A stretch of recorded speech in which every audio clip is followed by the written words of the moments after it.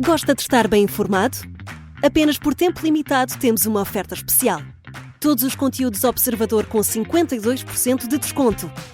Ler as notícias que importam, ao minuto, artigos de opinião sem restrições ou acesso antecipado aos Podcast Plus e muitos mais benefícios. Tire a prova dos 9 e descubra as nossas ofertas. Flash Sale Observador. Mais benefícios, metade do preço. Assine agora em observador.pt por 1 ano com 52% de desconto.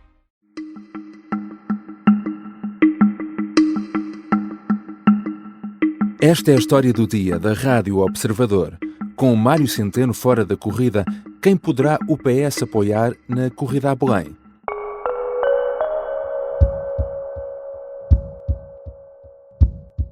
Hoje o momento está mais amadurecido e aquilo que eu lhe posso dizer é que eu não vou ser candidato à Presidência da República, não vou apresentar nenhuma candidatura à Presidência da República, não está no meu horizonte que isso aconteça. Era um dos nomes mais falados para uma candidatura a Belém na área socialista.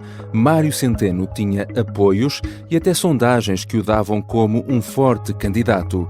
Mas o governador do Banco de Portugal acabou por se colocar de fora da corrida. Centeno invocou motivos pessoais, mas será o fim das ambições políticas do ex-ministro das Finanças? E com a saída de um possível forte candidato, quem se posiciona melhor na área socialista na corrida à Presidência da República? São questões para a conversa com Miguel Santos Carrapatoso, editor adjunto de Política do Observador. Eu sou o João Santos Duarte e esta é a história do dia de sexta-feira, 17 de janeiro.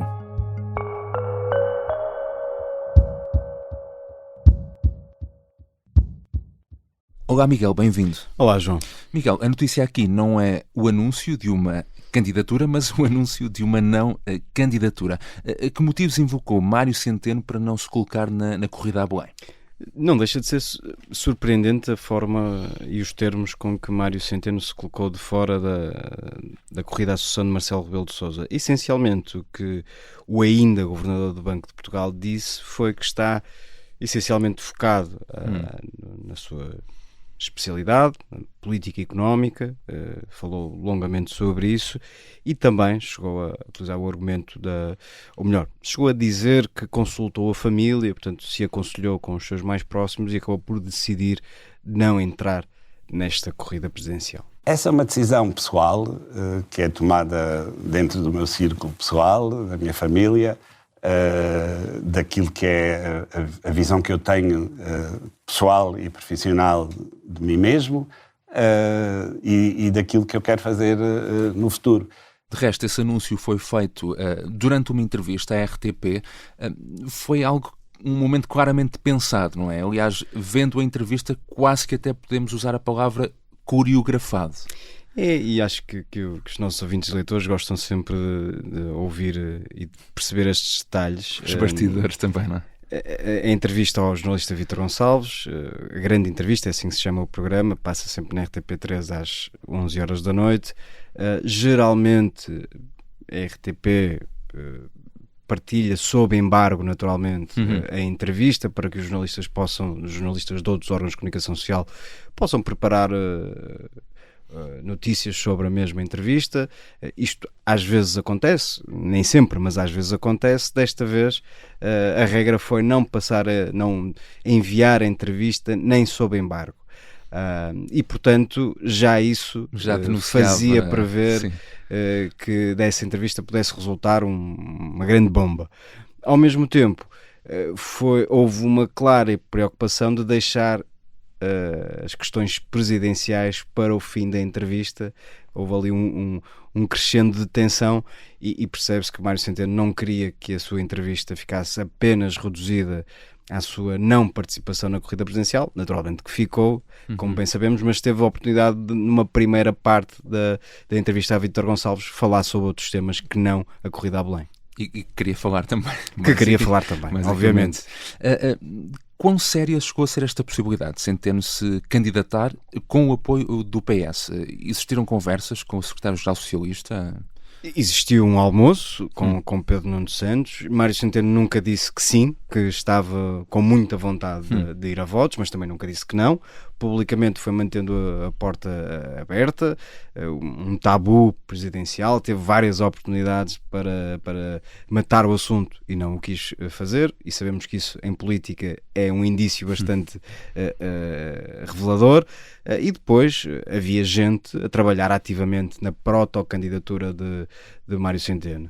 Figuras como Nóbrega Guedes, associado e com uma vida toda ligada ao CDS, mas também figuras do Partido Socialista, como Adalberto Campos Fernandes, entre outros. E Marcelo Grilo, claro, entre outros. Portanto, havia também este lado, havia uma equipa informal a preparar uma possível candidatura de Mário Centeno, e o próprio terá ouvido muita gente, terá perguntado a opinião a pessoas que lhe são próximas, e havia no Partido Socialista muita gente com vontade de ver Mário Centeno candidatar-se à presidência da República.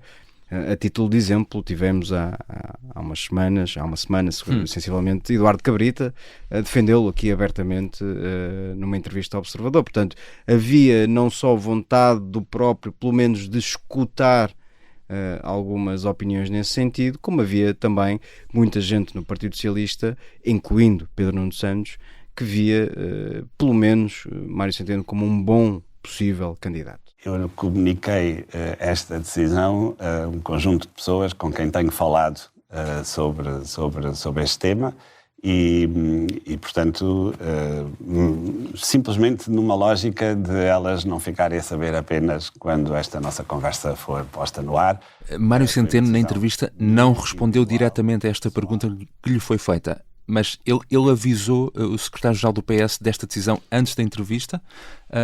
E qual foi a reação de Pedro Nuno Santos? Sim, estamos em condições de dizer, com alguma segurança, para não dizer muita segurança, que Pedro Nuno Santos foi informado por Mário Centeno de que o ex-ministro iria dizer que não está ou não estava disponível para a candidatura presidencial. Portanto, houve essa preocupação por parte do governador do Banco de Portugal. Percebe-se porquê, porque seria, obviamente, indelicado, para dizer o mínimo, que Pedro Nuno Santos, líder do Partido Socialista, que teve o cuidado de almoçar com Mário Centeno ainda no final do ano passado, fosse surpreendido por uma entrevista na televisão. E, portanto, houve esse cuidado. Mário Centeno também falou com outras pessoas. A reação de Pedro Nuno Santos não se pode dizer que tenha ficado exatamente feliz.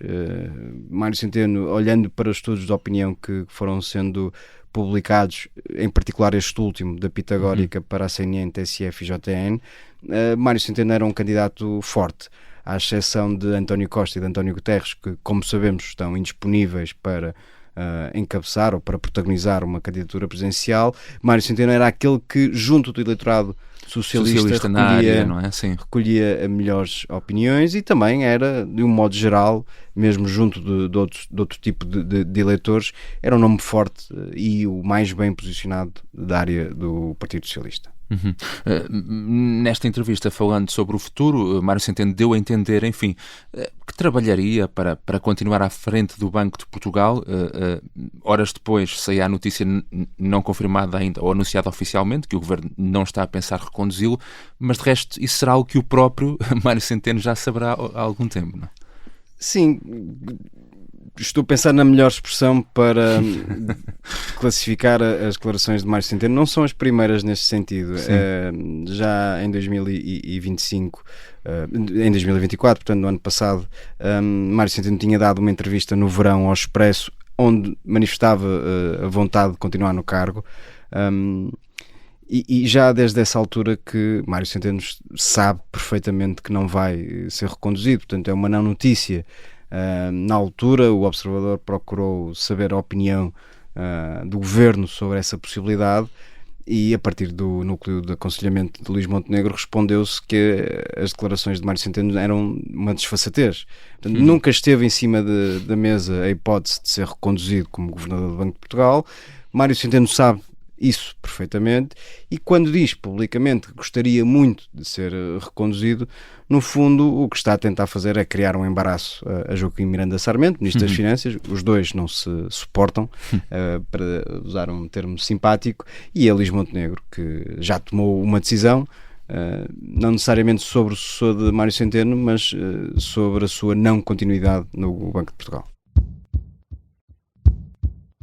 Já regressamos à conversa com Miguel Santos Carrapatoso, editor adjunto de política do Observador. Na segunda parte vamos falar também sobre como se configura agora o campo dos possíveis candidatos às presidenciais na área socialista, depois deste anúncio feito por Mário Centeno.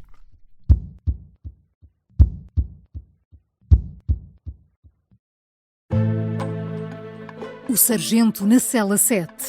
O homem na cela 7 escapou à morte por pouco. Piratinha do ar. Eu já disse que ele só tem 16 anos. Um espião no Kremlin. Esta é a história escondida de como Putin montou uma teia de poder e guerra. O encantador de ricos. Todos queriam estar com ele, todos queriam ser vistos com ele e todos queriam fazer negócios com ele. Operação Papagaio. Dão-lhe a entender que o melhor é que também fique calado. Matar o Papa. Crono não está só disposto a matar, também está disposto a morrer. Um rei na boca do inferno. A mansão da boca do inferno está cheia de espiões e informadores, por dentro e por fora. São histórias que fazem parte dos Podcast Plus do Observador. Pode ouvir no site do Observador, nas plataformas de podcast e no YouTube. Podcast Plus é mais do que um podcast. Estamos de regresso à conversa com Miguel Santos Carrapatoso. Miguel, Mário Centeno é alguém ainda bastante novo, relativamente novo, não é? Tem 57, 58 anos. Em que é que ele está a pensar agora? Tem ambições políticas?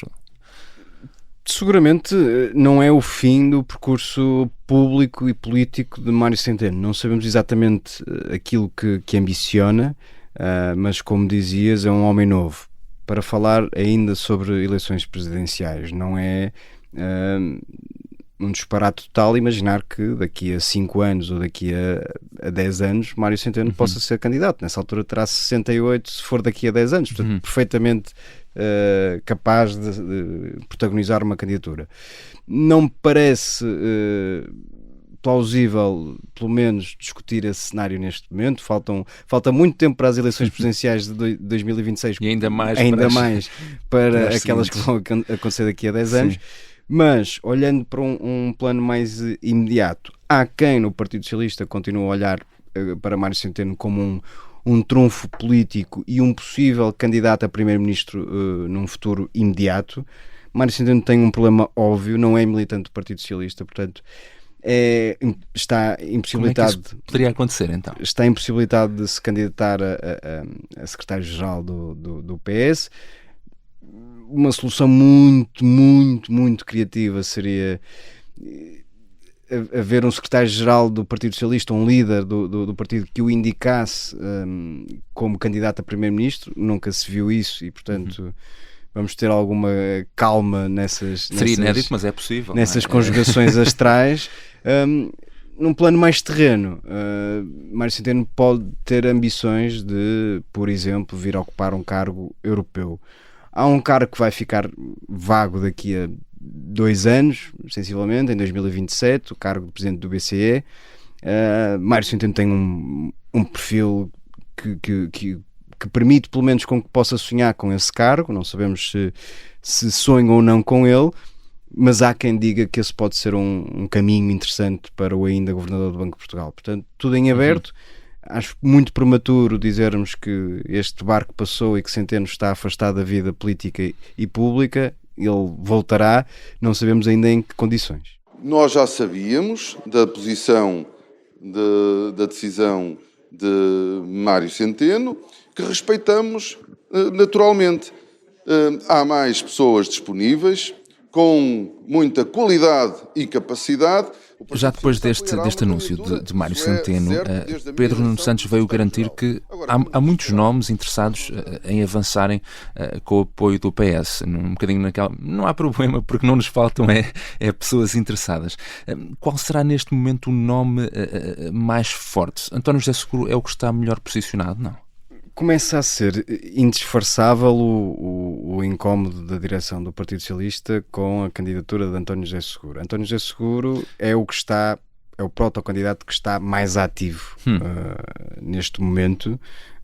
Tem um programa de comentário político, como sabemos, tem feito conferências e declarações recorrentemente e tem tentado recuperar alguma visibilidade e notoriedade depois de 10 anos afastado da vida política ativa.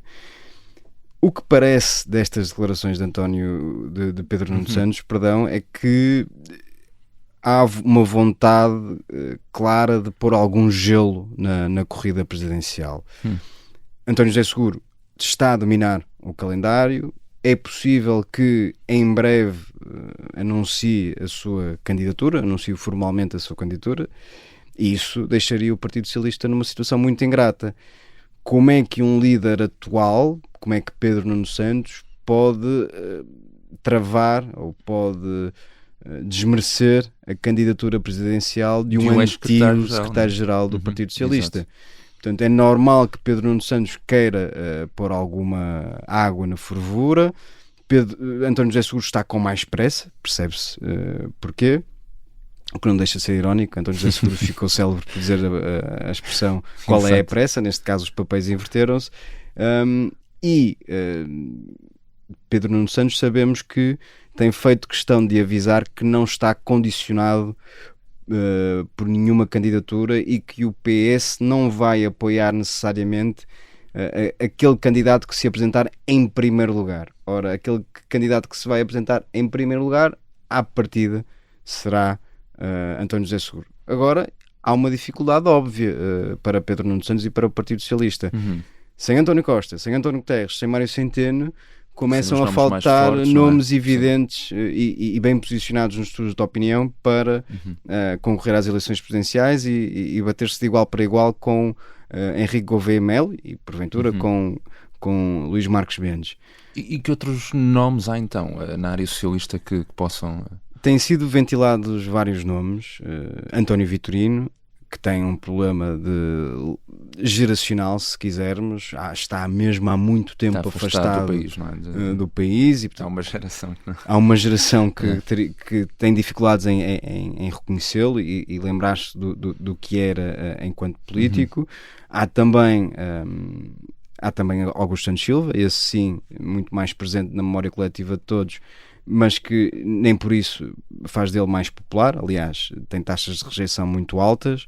Há também Elisa Ferreira, uma mulher que seria uma candidata interessante, mas que terá feito saber que não está disponível para entrar nessa corrida. Ana Gomes também já deu sinais de que não está muito para aí virada. António Sampaio da Nova voltou a surgir como hipótese, mas seria uma escolha arriscada. É uma segunda vez como candidato. A primeira vez correu bem, teve um bom resultado, mas a segunda vez, uma segunda candidatura poderia não ter grande margem de sucesso. Tinha a vantagem de ser capaz de agregar um espaço à esquerda do Partido Socialista também. Portanto, há estes vários nomes, nenhum exatamente em condições ideais. Aliás, Pedro Nuno Santos, nas declarações que fez aos jornalistas assim que se soube da indisponibilidade de Mário Centeno, quase que desabafou. Enfim, não há candidatos ideais. Haverá mas não há candidatos ideais. Portanto, todos têm defeitos, todos têm méritos. Há muitos interessados, mas não há um candidato consensual e agregador e com evidentes hipóteses de ganhar umas eleições que são importantes para o Partido Socialista, que já não está, ou já não ocupa o Palácio de Belém há 20 anos, desde Jorge Sampaio. Estas eleições são muito importantes para o Partido Socialista. Pedro Nuno Santos empenhou-se desde o minuto zero da sua liderança em apresentar um candidato apoiado pelo PS. Como sabemos, as presidenciais têm sido pródigas em pequenos dramas na família política do PS. Pedro Nuno Santos apostou muito nestas eleições, mas começam a faltar tempo e a faltar um nome evidente. Obrigado, Miguel. Obrigado, João. Miguel Santos Carrapatoso é editor adjunto de Política do Observador. Esta foi a história do dia. Neste episódio, usamos sons da RTP. A sonoplastia é do Bernardo Almeida, a música do genérico do João Ribeiro. Eu sou o João Santos Duarte. Bom fim de semana.